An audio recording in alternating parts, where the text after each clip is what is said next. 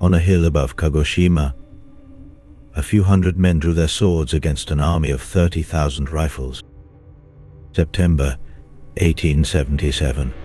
A slope called Shiroyama on the southern island of Japan. At their head stood the man who, 10 years before, had built the very government now trying to kill him. He had made the new Japan with his own hands, and the new Japan had no place left for men like him.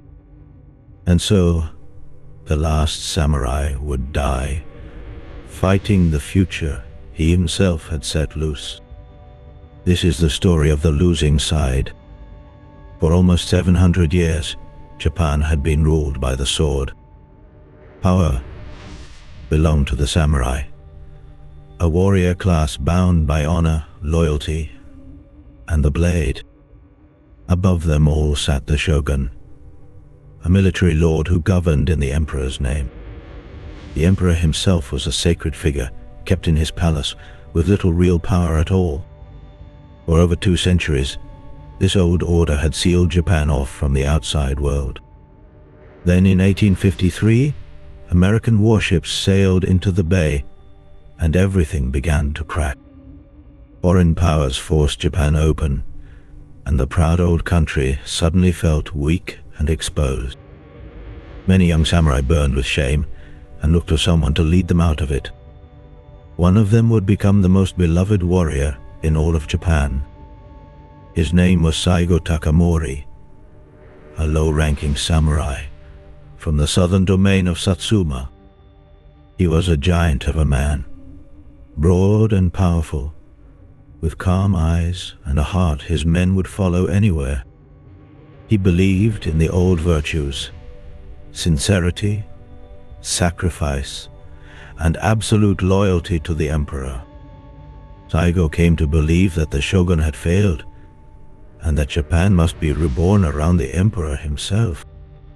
He became a leader of the rebellion against the shogun's rule. And in 1868, the old military government finally fell. The teenage emperor was restored to power in a great change called the Meiji Restoration. Saigo Takamori was one of the 3 men most responsible for making it happen. He had helped tear down a 700-year-old world, and now he would help build the one that replaced it. The new leaders wanted one thing above all: to make Japan strong enough to never be bullied again. That meant becoming modern, fast, and ruthless, copying the armies and factories of the West. And the new Japan had no room for a separate warrior caste with special rights. The government began to dismantle the samurai class that had ruled for centuries.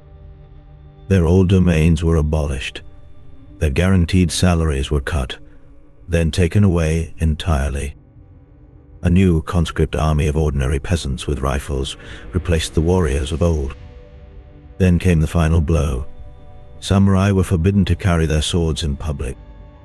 The sword, the very soul of the samurai, was now outlawed by the government Saigo had helped create. Hundreds of thousands of proud men found their entire way of life declared worthless overnight. Saigo had wanted to modernize Japan, but not to crush the warriors who had brought the emperor to power. In 1873, he broke bitterly with the government over its direction and his own rejected plans. He left the capital and went home to Satsuma, in the deep south.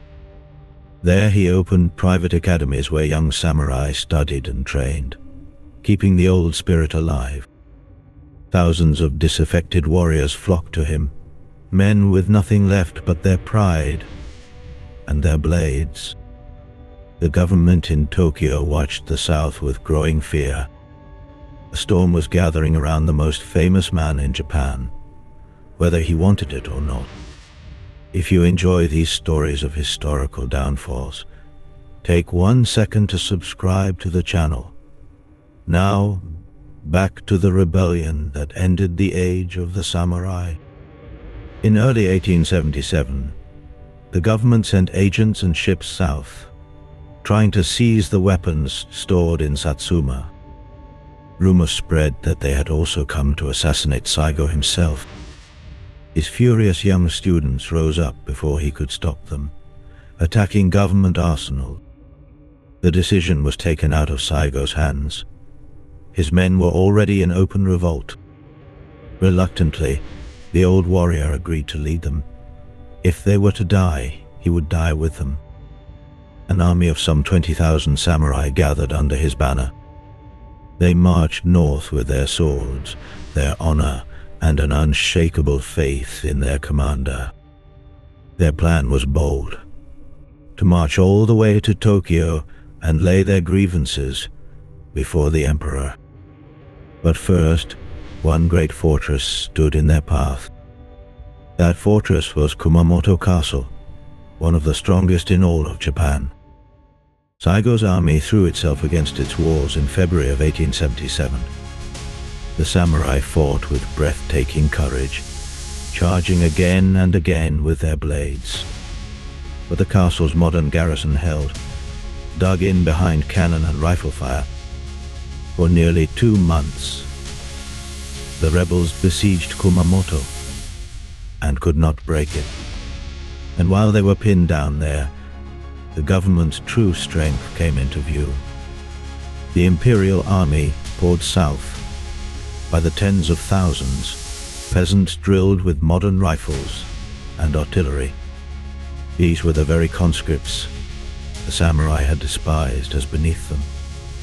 Now those farmers' sons would decide the fate of the warrior class forever. The relief army smashed through the rebel lines at the bloody battle of Tabaruzaka. Day after day of rain and slaughter wore the samurai down by sheer weight of numbers and firepower. The siege of Kumamoto was broken. Saigo was forced to retreat. What followed was a long, grinding withdrawal across the mountains of Kyushu.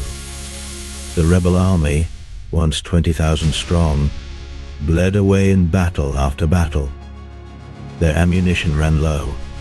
Many were reduced to fighting with swords alone against rifles. Through the summer, they were hunted across the south, their numbers shrinking with every fight. By September, only a few hundred ragged, faithful men were left around Saigo Takamori.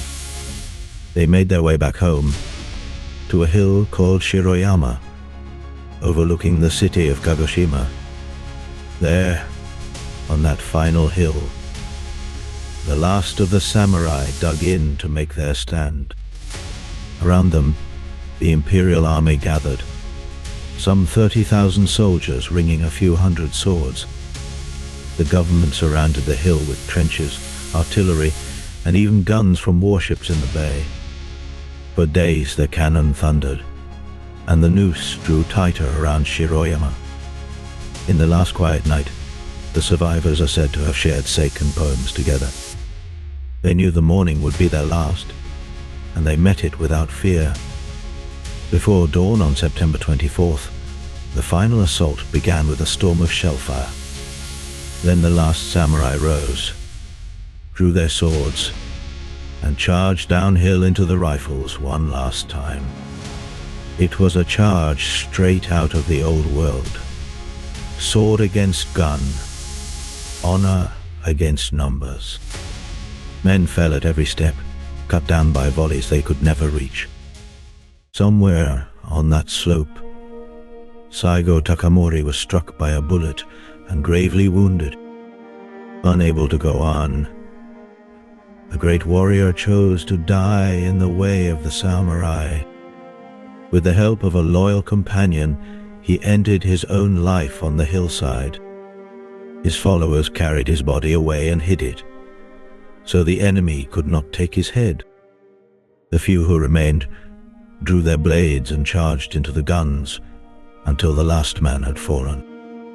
With Saigo's death, the rebellion was over, and the age of the samurai died with him on that hill. The peasant army with its rifles had beaten the proud warriors of 700 years. The very modern Japan that Saigo had helped to build had destroyed the world he came from.